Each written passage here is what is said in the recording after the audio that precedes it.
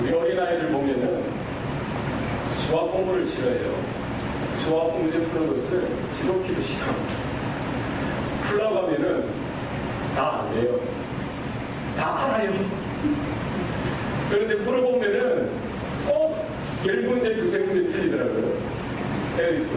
야, 이게 다 아는 거냐고. 선생님이 설명하고 또 자기가 보면은 다 알 것 같아요. 다 알죠. 다 깨닫습니다. 그러나 실제 문제를 풀면은 꼭 한두 문제는 틀려요. 더 틀린 사람도 있을 거예요. 그죠? 절반을 틀린 사람이 없겠어요. 그러나 자기는 다 안다는 거예요. 우리가 공부하는데 이 머리로 아는 것, 그것도 중요하지만 수학 문제는 뭘로 알아야 돼요? 손으로 알아야 돼요. 딱 보면은 어떤 응용 문제에도 탁탁탁탁 이렇게 돼야 되는데 이게 안 돼요. 왜 그렇습니까? 연습이 게을러서 그래요. 반복 학습이 게을러서 그렇습니다. 우리 말하는 것, 언어를 배우는 것도 마찬가지입니다. 우리 어린 자녀들은 언어를 학습하는 것보다 사실은 습득하는 거예요. 자연스럽게 말을 배우는 것이죠. 그래서 어린아이들은 아주 무궁한 잠재력이 있습니다. 이미 뇌가 굳은 어른들은 언어 하나 새롭게 배우는 것도 힘들지만 어린아이들일수록 2개, 3개, 그 이상의 언어를 자연스럽게 습득할 수가 있더라는 거예요. 애를 한번 관찰해 보세요. 걔들이 어떻게 언어를 배웁니까? 쫑알쫑알쫑알 일이 쉬지 않습니다. 했던 말도 하고 했던 말도 하고 새로 들었던 말은 또 계속해서 반복하는 거예요. 이런 반복의 과정을 통해서 언어를 습득하더라는 거예요. 그래서 어느 언어학자가 말하기를 우리가 이제 청소년기가 지나고 어른이 되어져서 언어를 배우기 위해서는 이런 어린아이들이 거쳤던 그런 습득의 과정을 통해서 언어를 배우는 것이 바람직하다는 거예요. 우리가 한번 보면은, 한번 들으면은 아는 것 같아요. 다 알아. 이해했어. 깨달았어. 그러나 실제적으로 내가 그것을 사용할 때에 거리는 거예요. 말이 안 나오는 거예요. 왜 그렇습니까? 어린아이들이 언어를 습득하는 것처럼 우리가 언어를 습득하지 못하기 때문입니다. 그러니까 우리가 한 단어를 우리가 배우기 위해서, 내 것으로 만들기 위해서, 한 문장을 내 것으로 만들기 위해서 최소한 200번 혹은 300번을 반복해야만 그 단어가, 그 문장이 내 것이 되더라는 거예요. 그 과정이 우리에게 있어야 되고, 또 실제 상황에서, 그 환경에서 그 말이 실제적으로 사용하면서 이것이 그런 과정에서 그것이 내 것이 된다는 것입니다. 운동선수도 마찬가지입니다. 골프든지 야구든지 축구든지 아니면 체조든지 어느 한 새로운 기술을 습득하기 위해서는 그냥 이론적인 것도 배워야 되지만 거기에 따르는 실제적인 practice, repetition, 이 반복적인 그런 과정을 통해서 자기의 것으로 만드는 과정이 필요하다. 예전에 박세리 선수 아시죠? 한창 잘 나갈 때 골프를 하는데 그날은 경기가 안 풀리는 거예요. 이 사람이 했던 인터뷰가 지금도 제 마음이 생각이 나는 거예요.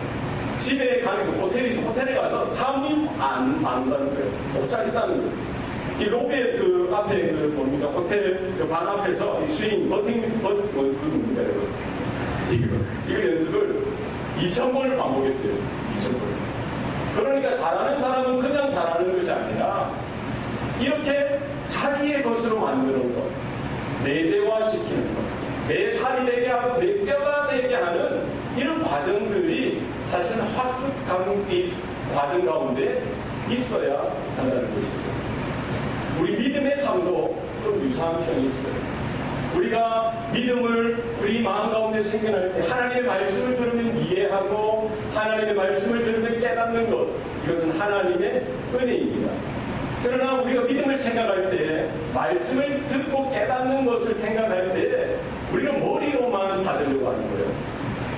머리로 아는 믿음, 그냥 머리로 이해하는 믿음으로만 우리는 만족할 때가 많다는 거예요. 이 믿음이, 이 말씀이, 이 진리가 어디까지 와야 되는 거예요?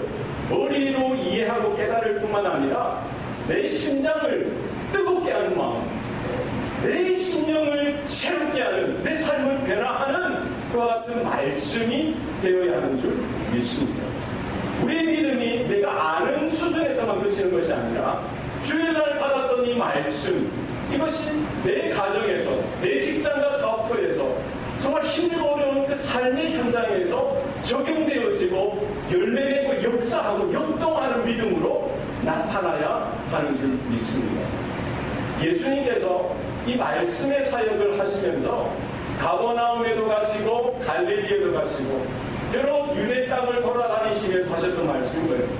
하나님의 나라의 복음을 선포하시고 하나님의 말씀, 구약의 성경의 내용을 조목조목 알려주시고 또 가르치시고 또 말씀하시고 또 선포하시고 이 과정을 계속해서 반복해 주셨던 것입니다.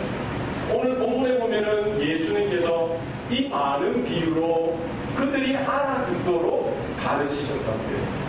그들이 알아들을 수 있도록, 그들이 깨달을 수 있도록 예수님은 그 하나님의 나라에 대한 소식을 여러 비유들을 사용하셔서 반복적으로 가르치시고 또 가르치시고 또 가르치셨어요.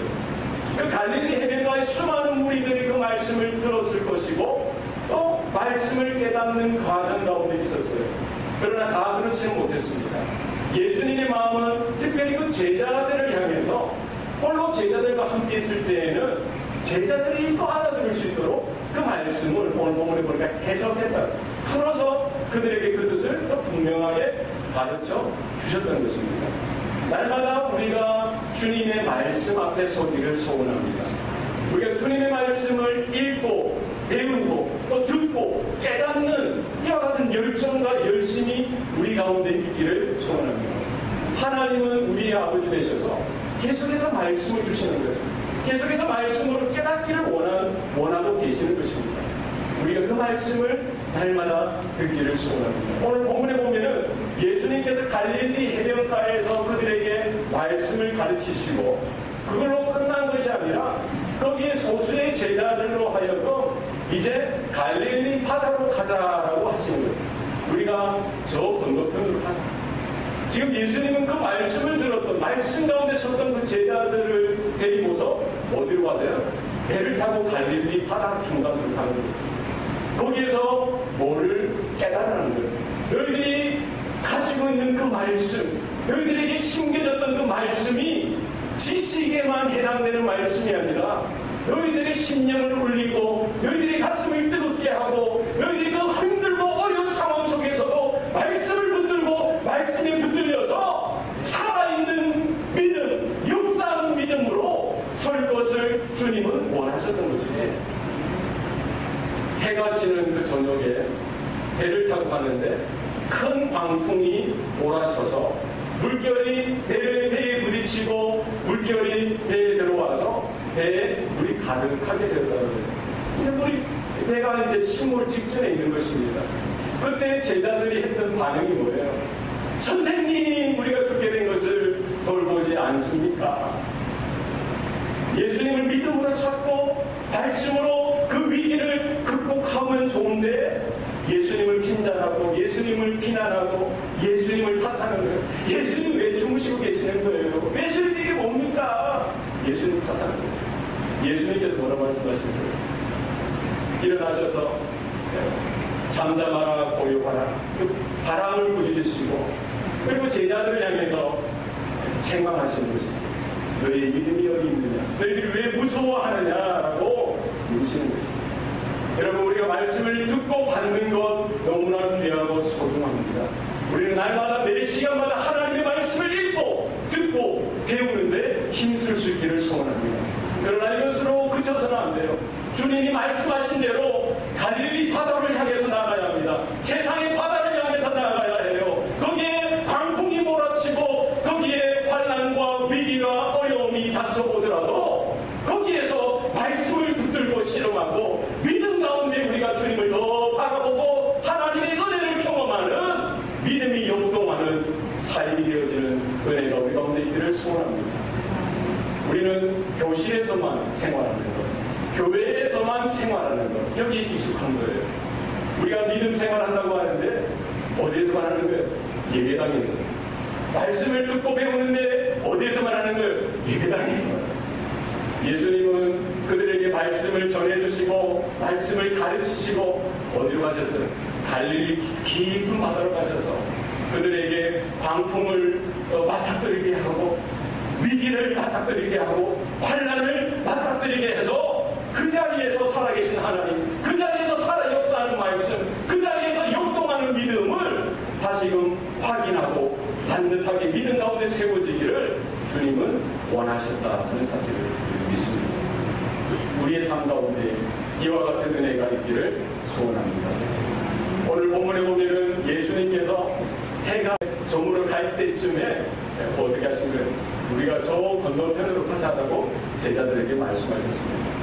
바쁜 사역들 중에서 이제 밤이 되었으면은 해가 지고 밤이 되면은 숙소에 가서 쉬어야 되는데 예수님은 그러지 아니하시고 어디로 가자는 거예요? 저 건너편으로 가자는 거예요. 고라사 지역에 있는 고라사 지방에 있는 그 건너편으로 가서 새로운 하나님의 사역 사명 가운데 우리가 함께 나아가자라고 말씀하시는 것입니다. 제자들은 예수님을 모시고 배를 타고 그 늦은 저녁 시간에 그 밤중에 순종하여 함께 나아갔던 것을 우리는 볼 수 있습니다. 예수님의 삶은 하나님의 사명에 집중하는 삶입니다. 예수님의 삶은 하나님의 부르심, 한 영혼을 구원하여 예수 제자 삼는 그 일에 집중한 삶인 줄 우리는 믿습니다.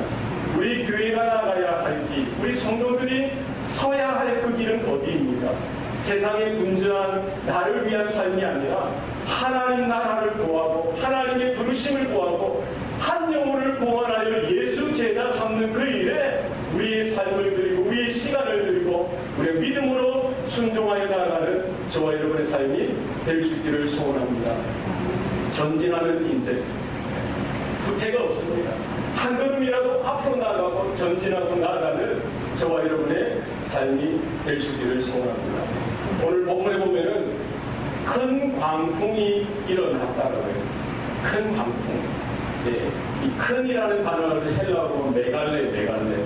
우리 메가라고 하잖아요. 메가통풍, 광풍이 불어닥쳐서 이제 그 배가 침몰 직전 위기 가운데 놓여지게 된 것이죠. 갈릴리 호수라고도 하고요. 갈릴리 바다라고도 합니다. 갈릴리 엄청 큰 바다와 같은 호수라는 것이죠. 여기에는 예기치 않게 이런 돌풍이 일어나고 광풍이 일어나서 이런 풍랑이 예기치 않게 생겨나는 경우가 있더라는 것이죠. 이런 갈릴리 수면이 지중해보다 한 200m가 낮아요. 그리고 갈릴리 호수 주변에는 높은 산으로 둘러져 있다는 것이죠. 그리고 북쪽에는 헬몬산이 있어요. 헬몬산이 1942m 정도 되는 높은 산인데 거기에는 만년설, 1년 12달 항상 눈이 있다는 거예요. 그런데 이제 봄을 지나고 여름을 지나는 이 시기쯤에 보면은 눈이 있어도 이제 날씨가 좀 따뜻해지니까 어떻게 해요? 위에 있는 눈들이 조금씩 녹잖아요. 그 녹은 그것이 이제 계곡을 따라서 요단강을 거쳐서 이 갈릴리 호수까지 이런 차가운 물들이 이렇게 내려오는데 차가운 물만 내려오겠습니까?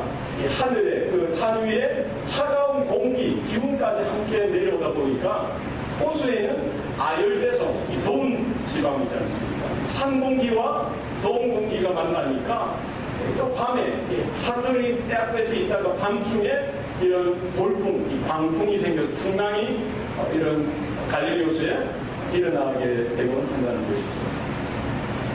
우리의 인생에도 우리의 인생의 바다와 같은 인생에도 이런 예기치 못한 광풍, 풍랑을 만날 때가 있습니다. 기대하지 않았는데 생각도 못했는데 돌풍이 일어나고 광풍이 일어나서 우리의 삶의 근간이 위기가 되어지고 위태롭게 되어지는 이런 때가 있더라는 거예요. 어떤 사람은 경제적인 광풍, 풍랑을 만나게 되어집니다. 잘 나가는 비즈니스, 잘 되는 장사가 이 비즈니스가 하루아침에 이렇게 안 되게 되어지는, 가세가 기울게 되어지고 재정의 경제적인 풍랑을 만나게 되어서 힘들게 되는 그런 것도 있더라는 거예요. 어떤 경우는 건강의 풍랑을 만나기도 합니다. 건강하는 분이 하루아침에 건강이 꺾여져가지고 주저앉는 인생의 풍랑 가운데 맥을 못 추는 그런 경우를 보게 되기도 합니다. 어떤 분들은 관계의 풍랑을 만들어요. 좋은 관계였는데 어떻게 하다 보니까 그 관계가 깨어지고 오해되어지고 왜곡되어져서 서로 그 깨어진 관계로 인하여 서로가 상처가 되어지고 서로가 씻을 수 없는 아픔을 얻게 되는 경우가 있더라는 것입니다. 우리가 종종 믿음을 생각할 때 오해하는 경우가 있습니다. 내가 믿음으로 살고 말씀을 따라 살고 하나님을 잘 섬기고 예배를 잘 드리면은 우리는 풍랑 없는 인생, 환난 없는 인생, 고난 없는 인생을 살 거야라고 생각할 수 있습니다만 성경에서 약속하신 것은 뭐예요? 우리가 예수 잘 믿고 하나님 말씀 그 믿음 가운데 선다고 해서 하나님이 고난을 면제해 주거나 환난을 결코 면제해 주도록 약속하신 적이 없다는 거예요. 우리 믿음의 선배들을 보십시오. 요셉을 보시고 누가 있습니까? 다니엘을 보세요. 에스더를 보세요. 다윗을 보세요. 바울을 보십시오. 베드로를 보세요. 요한을 보세요. 초대교회 성도들을 보시기 바랍니다. 말씀이 있고 믿음이 있고 하나님 앞에 신실한 삶을 살았지만 늘 언제나 환난과 인생의 풍랑 가운데 그들이 있었던 것을 우리는 볼 수가 있습니다. 예수님께서 뭐라고 말씀하십니까? 세상에서 너희가 환난을 당하나 담대하라. 내가 세상을 이기었노라. 주님 말씀하셨습니다. 할렐루야. 네. 환난을 당할 수밖에 없어요. 위기를 겪을 수밖에 없습니다. 그러나 중요한 것은 담대하시기 바랍니다. 여러분 어깨를 펴세요. 가슴을 이렇게 높이세요. 당당하시란 말입니다. 주눅들지 마시고 낙심하지 마시고 그럼에도 불구하고 하나님이 살아계시고 하나님이 나를 붙들고 계신다는 사실에 여러분 감사하는 저와 여러분 될 수 있기를 소원합니다. 그렇지 않습니까? 하늘을 보세요. 눈을 크게 뜨시기 바랍니다. 하나님이 지금도 나를 붙들고 계십니다. 하나님이 지금도 나와 함께 하신다는 사실에 여러분 믿음의 눈을 여시기 바랍니다. 야고보 사도가 뭐라고 이야기했습니까? 너희들이 여러 가지 시험을 만나거든 기쁘게 여기라 라고 했어요. 몇 가지 시험요? 여러 가지 시험. 여러 가지라는 헬라어 원문은 여러 가지 색깔의 시험이라는 거예요. 그러니까 각양각색의 시험, 형형색색의 가지각색의 시험들 한두 가지 시험이 아니라 여러 가지 시리즈 같은 시험들을 만나더라도 우리 믿음의 사람의 태도는 무엇이 되어야 합니까? 기쁘게 여겨라는 거예요.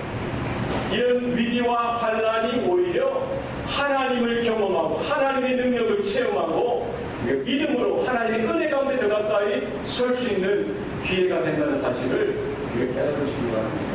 환난을 통해서 위기를 통해서 영적으로도 돌이키시고 성숙해지는 귀한 은혜가 우리 가운데 있는 줄 믿습니다.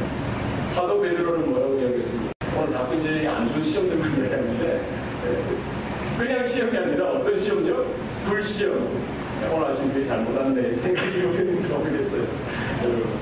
우리가 믿음을 가지고 말씀을 가지고 우리가 하나님을 사랑하는 그 삶의 자리에도 불시험이 있을 수가 있다는 거예요. 이상하게 여기지 마시고 이 자리에도 하나님을 찾고 하나님을 만나고 하나님을 경험하는 귀한 기회가 된다는 사실을 여러분 기억하시고 우리가 풍랑에 우리가 주눅 들고 뒤로 물러나는 인생이 아니라 하나님께 더 붙들려지는 귀한 우리의 삶이 되어야 하는 줄 믿습니다. 그런 풍랑 가운데 예수님께서 지금 뭘 하고 계셨습니까? 예수님이 고물에서 베개를 메고 주무셨다고 성경은 말씀합니다. 주무셨어요. 그런데 이 제자들이 몰래요. 풍랑이 몰아치고 비바람이 파도가 거센 파도가 몰아치니까 배가 이제 이렇게 빠져들려고 하니까 갈릴리 해변에서 상대가 붉은 베드로도 야고보도 요한도 안드레도 소용이 없는 거예요. 죽게 되었다. 끝났다라는 생각이 드는지 몰라요. 선생님 지금 뭐 하십니까? 우리가 죽게 된 것을 돌보지 않습니다. 난리가 나는 거예요. 예수님께서는 뭘 하셨어요?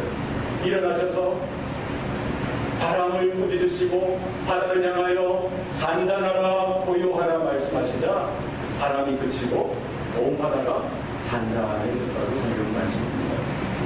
예수님께서 하루의 일과 그 바쁜 여정 가운데 말씀 사역 가운데 얼마나 지치고 힘드셨으면 배에 오르시고 배가 출발하자마자 이렇게 깊은 잠에 빠지셨겠어요. 예수님의 이 인성에 대해서 마가는 이것을 이렇게 세세하게 기록하고 있는 것이죠. 예수님께서도 배를 타시고 이렇게 깊은 잠에 처음에는 이렇게 드셨을 거예요. 그리고 아마 풍랑이 일고 바람이 불고 파도가 치고 비가 또 그리고 이 물이 이렇게 덮쳤을 때에 아마 모르지만 어느 한 시점에 예수님께서 그 깊은 잠에서 깨시지 않으셨을까라고 생각합니다. 그렇지 않겠습니까? 바람이 불고 이렇게 광풍이 불고 요동치고 하는 과정 가운데 아마 예수님께서 어느 시점에서 잠깐 깨셨을 거예요. 그러나 일어나지는 않으셨어요. 뭐라 하신 거예요? 그 제자들을 지켜보신 거죠. 저희들이 지금 뭐 하나, 어떻게 이 위기를 반응하는가, 어떻게 이 상황들을 대처하는 것인가, 이렇게 아마 바라보셨을 것입니다. 이스라엘을 지키는 자는 주무시지도 졸지도 않으신다는 걸 시편 기자는 고백하고 있습니다. 예수님께서 왜 그냥 모른 체 하셨을까요? 우리가 환난과 위기 가운데 때로는 하나님이 안 계신 것 같고 하나님이 침묵하신 것 같고 하나님이 간섭하시지 않으려 하신 것 같고 하나님이 아무런 도움도 안 주시는 것 같은 그런 때가 있지는 않은가. 그런 때가 있더라는 거예요. 그냥 지켜보시는 거예요. 어떻게 말씀으로 믿음으로 반응하는지 지켜보기를 원하시는 거예요. 우리가 어린아이들을 키울 때 어떻게 합니까? 애들이 이제 걸음마를 배우면은 아장아장 걷다가 이제 좀 뛰려고 하다 보면 뭘 해요? 수도 없이 자빠지지 않습니까? 넘어지죠. 넘어지면 어떻게 해요? 그때마다 엄마가 이거 어떻게 아이고 이거 어떻게 이렇게 일으키는 부모가 물론 있을 수도 있겠죠. 그러나 대부분의 엄마는 뭐 합니까? 모른 척 하는 거예요. 왜 그렇습니까? 혼자 일어나라는 거죠. 혼자 서서 걷고 뛰는 법을 익히라는 겁니다. 그 넘어졌던 그 자리에서 그냥 울어도 모른 척 하는 거예요. 강하게 키우기 위해서, 좀 성숙한 인간이 되게 하기 위해서 모른 척 하는 거예요. 예수님께서 그 제자들에게 그들이 필요를 하시고 바로 간섭하시고 바로 도와주신 것이 아니라 지켜보시고 기다리고 계시는 것입니다. 우리가 혼자처럼 느껴질 때가 왜 없겠습니까? 하나님이 전혀 내 옆에 안 계신 것 같이 느껴질 때가 왜 없겠습니까? 여러분 그러나 기억하시기 바랍니다. 하나님은 하나님의 자녀된 저와 여러분들을 불꽃과 같은 눈동자와 같이 날마다 지키시는 분이신 줄 믿으시길 바랍니다. 문제는 뭡니까? 그 주님을 더 믿음으로 바라보고 믿음으로 주님을 붙들어야 하는데 그러지 못했던 것이죠. 제자들의 반응이 뭐예요? 선생님이요, 선생님이요. 주님도 아니에요. 왜 선생님? 왜 우리가 죽게 되어진 것을 그냥 돌보지 않습니까? 왜 주무시고 계신가요? 왜 모른 척 하십니까? 이게 무슨 일입니까? 그들이 난리가 난 거예요. 원망하고 불평하고 모든 것들을 예수님께 쏟아붓고 있는 것이죠. 예수님께서 성난 파도를 향하여 바다를 향하여 바람을 향하여 잠잠하라 고요하라 말씀하시고 나서 그 제자들에게 뭘 하신 거예요? 웃는 거예요. 너희가 어찌하여 무서워하느냐 두려워하느냐 너희가 어찌 믿음이 없느냐. 이 성경 보니까 어찌 믿음이 없느냐 이렇게 있는데 본 뜻은 뭡니까? 왜 아직도 믿음이 없느냐? Do you still have no faith? 왜 아직까지도 믿음이 없느냐? 너희들이 보고 너희들이 하나님의 말씀을 듣고 지금까지 오지 않았느냐? 그런데 왜 아직 너희들에게 믿음을 찾아볼 수가 없느냐라고 예수님은 지금 책망하고 계신 거예요. 너희들이 나와 함께 하지 않았느냐? 너희들이 내가 죽은 병자를 고치고 묻는 병자를 고치고 앉은 맹인을 일으키는 것 보지 않았느냐? 내가 귀신을 쫓아내는 것을 보지 않았느냐? 내가 하나님의 말씀을 선포하고 하나님의 진리를 생명의 말씀을 너희들에게 가르쳐주는 것들이 받지 않았느냐? 그런데 왜 이 상황 가운데 너희들이 왜 지금까지도 두려워하고 무서워하느냐라고 예수님께서 묻고 계시는 것입니다. 너희 믿음이 어디 있느냐? 아직까지도 왜 믿음이 없느냐라고 예수님께서 질책하고 계십니다. 제자들이 믿음이 없었을까요? 믿음이 있었겠죠.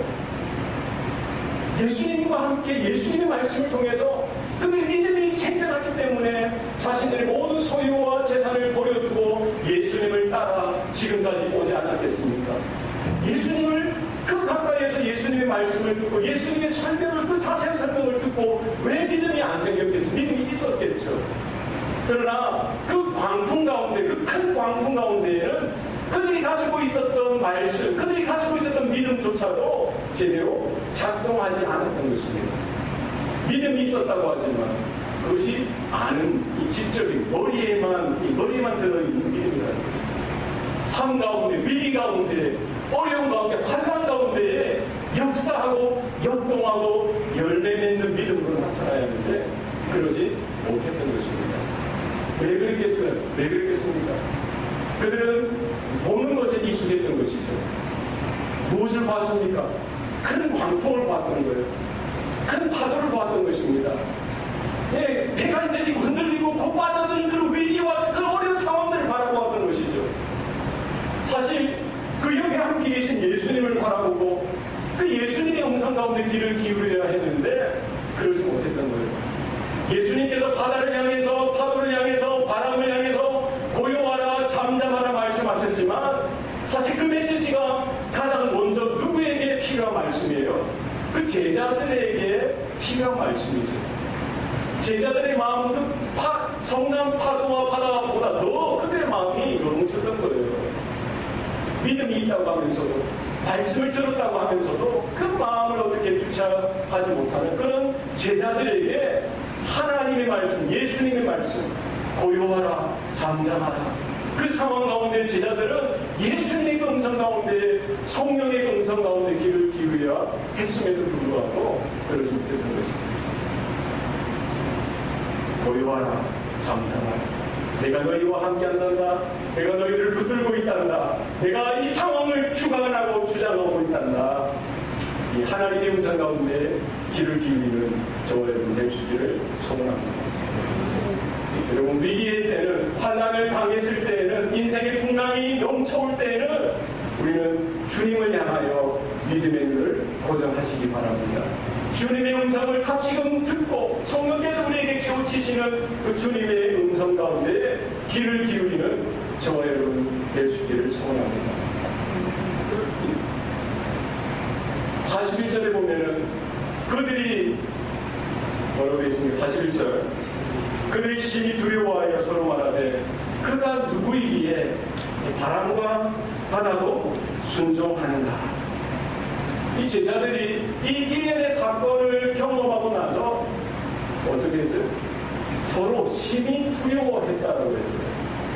큰 광풍이 일어났을 때도 그들은 무서워했고 두려워했습니다만 그때는 문제, 위기로 인하여 그들은 두려워하고 무서워했지만 지금 뭐예요? 예수님께서 일어나셔서 잠잠하라, 고요하라.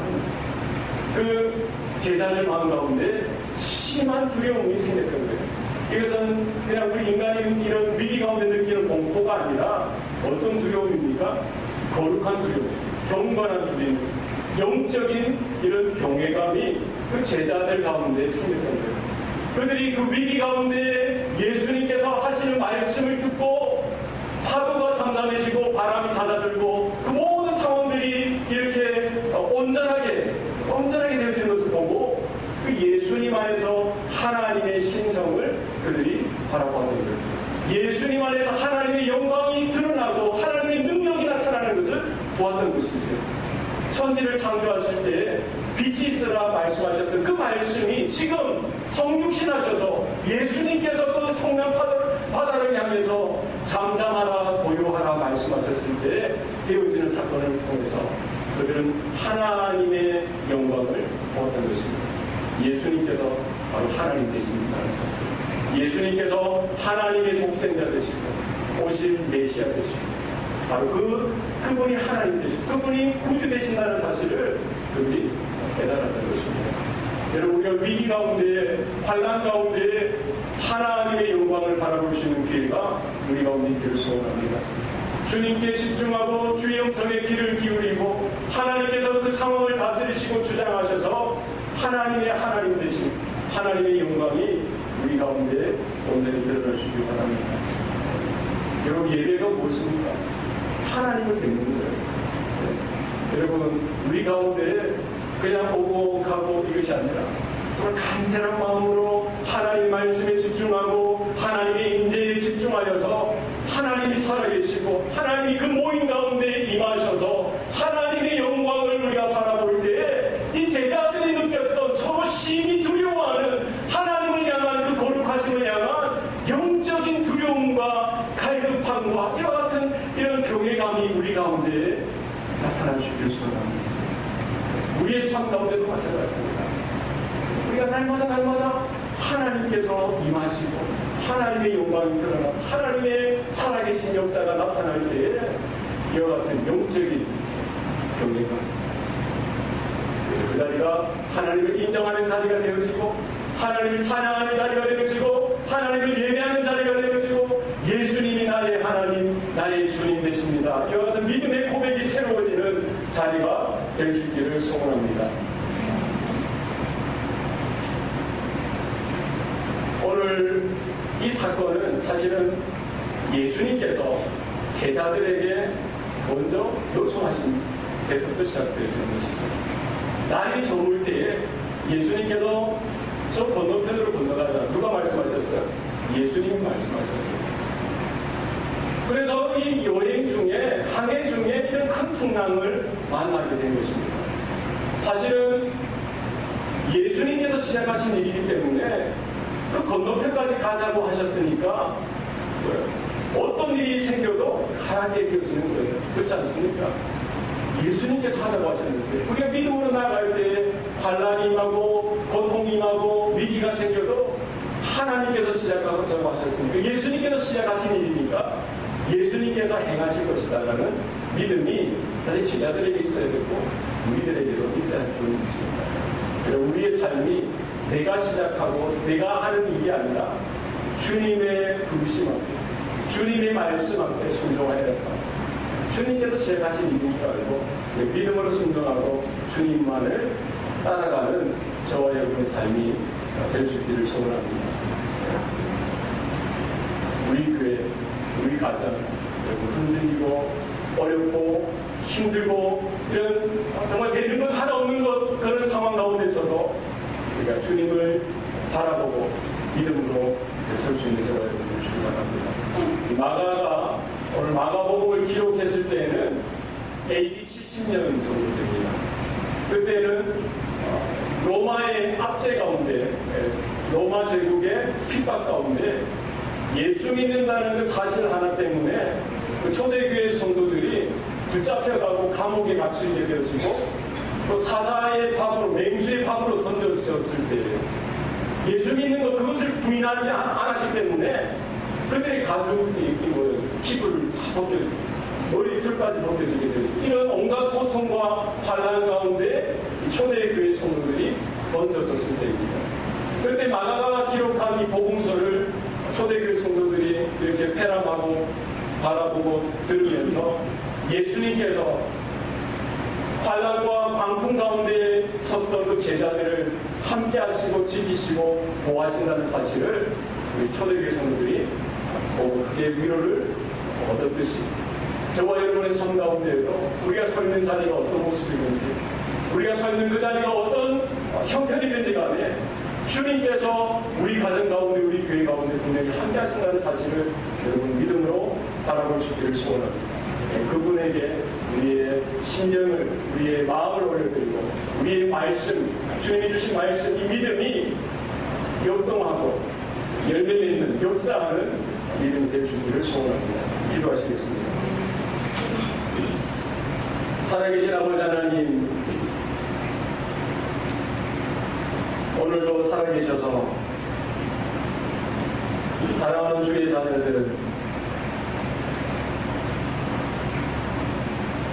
걸어가는 모든 삶의 자리 가운데 함께 하시는 줄 믿습니다. 인생의 바다 가운데 우리 홀로 항해하는 것이 아니라 예수님께서 우리의 선장이 되시고 우리의 주인 되심을 믿습니다.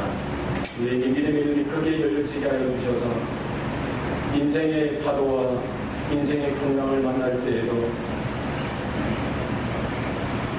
우리가 낙심하고 뒤로 물러나는 인생이 아니라 담대하게 기쁨으로 믿음으로 주님 앞에 더 가까이 나가는 우리 삶이 되기로 도와주시옵소서.